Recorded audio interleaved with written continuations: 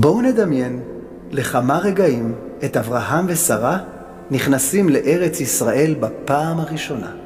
כאן, באבנים ובשבילים האלו, לפני אלפי שנים. פתאום קם אדם, תופס את ידה של אשתו הצדקת ואומר לה, אהובתי, הגיע הזמן להמשיך ללכת. רק אני ואת. דרך חדשה. ואני יודע שזה הדבר הכי נכון בשבילנו לעשות. בשביל העתיד של הילדים שלנו. וככה מצוידים בכוח האמונה הם יוצאים לדרך, להליכה אל העצמיות שלהם. בשבילים המפותלים, בדרכים הלא סלולות. סוללים ברגליהם את הדרך לדורות שיבואו. רגע, מה עם הפרדס הזה שם באופק והפירות המתוקים שלו? מותר לאכול ממנו? הרי העולם הוא לא הפקר.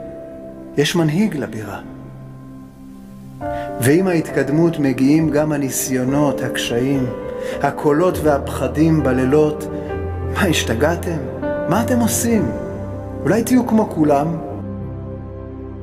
ניסיון ועוד ניסיון. עוד כאב.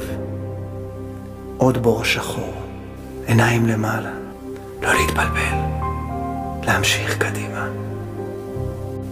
להמשיך ללכת.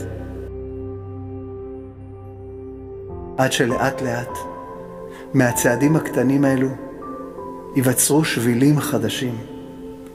מסילות חדשות אל הלב. ובשורה חדשה של ברכה תבוא לאנושות.